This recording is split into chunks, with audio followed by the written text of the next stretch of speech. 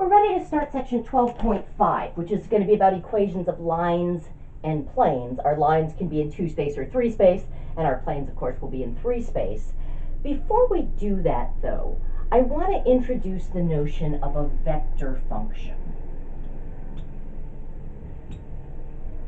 We're going to cover this in a lot more detail when we get to chapter 13. But right now, when we talk about lines, I think it's going to be easier to write them as vector functions than as parametric equations. And so I want to go ahead and introduce that concept and that notation now. So let's just start with a parametric equation that's very familiar, but not a line. Okay. So if I have the parametric equations, x equals cosine of t, y equals sine of t, I know that that represents the unit circle oriented counterclockwise. Okay? And that's just because any point on the unit circle has as its x value cosine of some number and sine of that same number. And if you check, this actually does parametrize it so that the orientation is counterclockwise. Okay.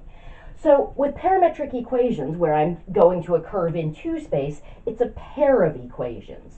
And of course, if I wanted to parametrize a curve in 3 space, I would just have a triple of equations. I would have a third equation for the z value. But what vector functions allow me to do is to think of this as just a single function. I'm mapping a number t to a point in 2 space that happens to lie on this circle. So the way I'm going to write that, I'm going to write this same function here. I'm going to call it r. Now because the output is multidimensional, I'm going to write the output as a vector. I'm going to put a bar over it. Okay.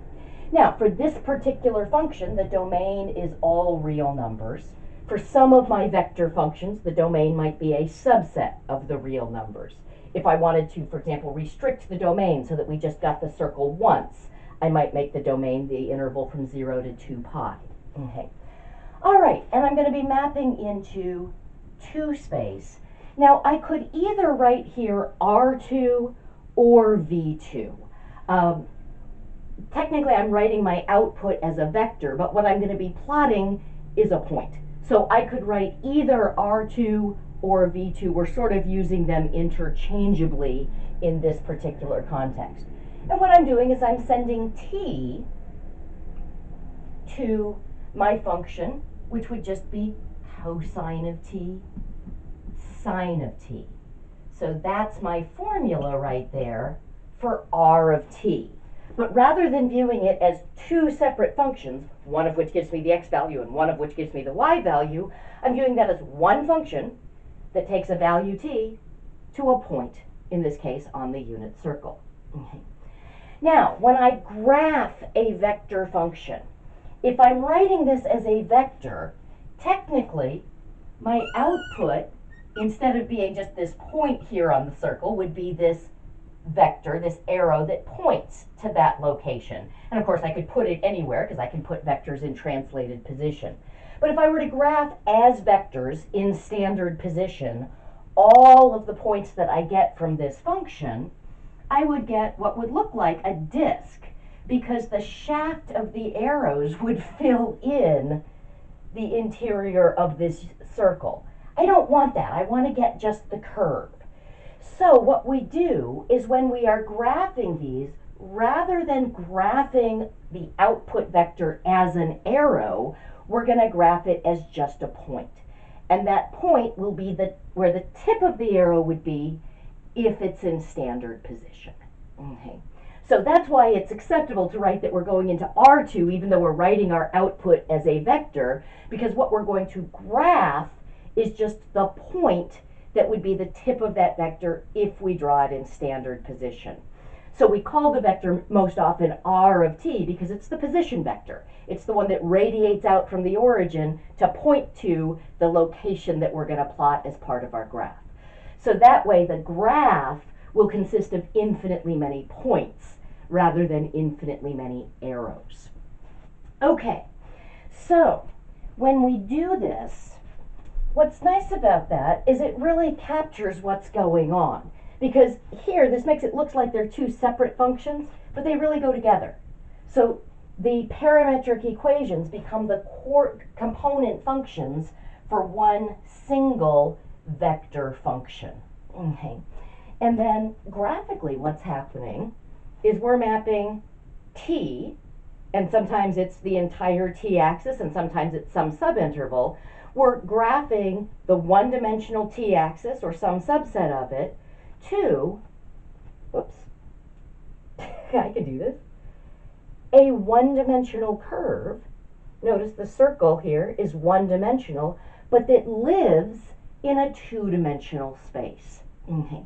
So that's the beauty of parametrizing something, is that we're matching the number of variables that we're using to describe this object to the dimension of the object itself. A circle has length, not area, so it's one-dimensional, but this circle lives in two-dimensional space. So I need an x and a y value to describe the location, but if I describe them both in terms of t, then the number of variables that I'm using matches the dimension of the object rather than the dimension of the space that it lives in.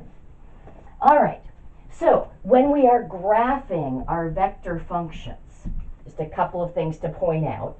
Okay, we graph the output only. So we're not graphing the t-axis. Just like when we graph parametric equations. We don't graph t, we just graph the output. So another way of saying this would be that the graph is the graph of the corresponding parametric curve.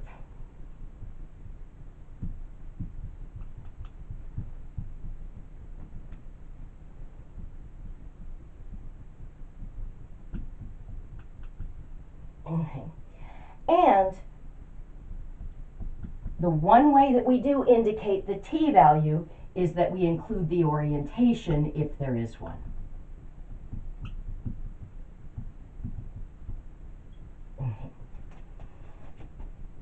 So, if I'm graphing this, it's exactly the same as graphing these parametric equations that you saw in second semester calculus, but this gives me, I think, a much more efficient way of writing it that really captures that what we're doing is mapping a number to a point in two space. That really is one function that's accomplishing that. Okay, so like I said, we're going to study these vector functions. All of chapter 13 is devoted to them. I just wanted to introduce that concept and that notation now, because as we talk about equations of lines, rather than just giving parametric equations for lines, I'm going to give vector equations for lines.